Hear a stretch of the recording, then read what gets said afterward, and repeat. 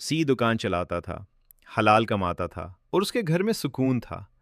बीवी सादा मिजाज थी और एक बेटी थी जो उसकी आंखों का तारा थी। मगर वक्त के साथ इमरान के दिल में जल्दी अमीर बनने की ख्वाहिश पैदा हो गई। एक दिन उसके दोस्त ने कहा, शहर के एक कोने में इमरान नाम का एक मेहनती आदमी रहता था।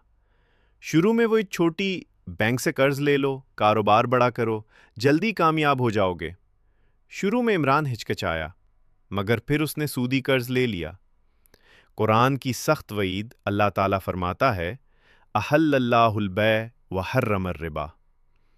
तर्जुमा, अल्लाह ने तिजारत को हलाल और सूद को हराम करार दिया है। और मज़ीद फरमाया, या अय्युहल्लज़ीना आमनुत्तकुल्लाह वज़रू मा बक़िय मिनर रिबा।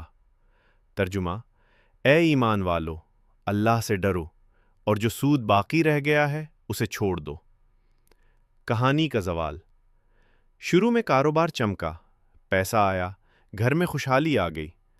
इमरान को लगा उसने सही फैसला किया, लेकिन कुछ ही महीनों बाद हालात बदलने लगे। मार्केट में नुकसान हुआ, कर्ज बढ़ता गया, सूद पर सूद चढ़ता गया, बैंक के नोटिस आने लगे। इमरान की नींदें उड़ गईं, घर का सामान बिकता गया, पहले जेवर, फिर गाड़ी, फिर दुकान। घर की तबाही। बीवी शदीद बीमार हो गई, मगर इलाज के लिए पैसे न रहे। बेटी जवान हो रही थी, घर में फाके शुरू हो गए।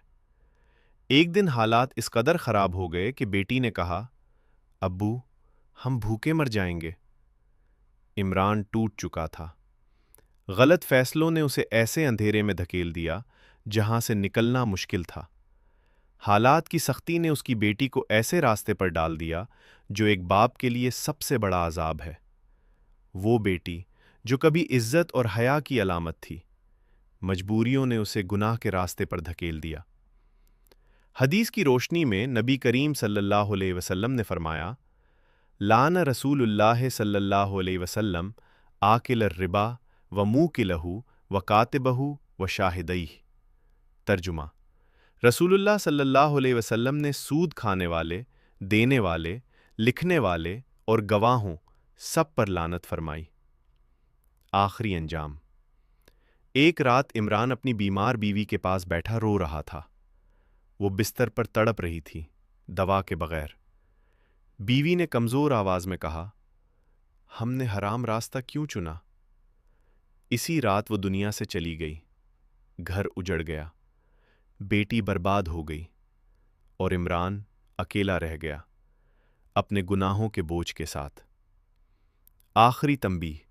अल्लाह ताला फरमाता है, फ़ाज़नू बिहर्बिम मिनल्लाह व रसूलिही। तर्जुमा, तो फिर अल्लाह और उसके रसूल की तरफ से जंग के लिए तैयार हो जाओ। सबक। सूद वक्ती खुशी दे सकता है, मगर उसका अंजाम तबाही, रुसवाई और बर्बादी है। ये इंसान से उसका सुकून, इज्जत और घर सब कुछ छीन लेता है।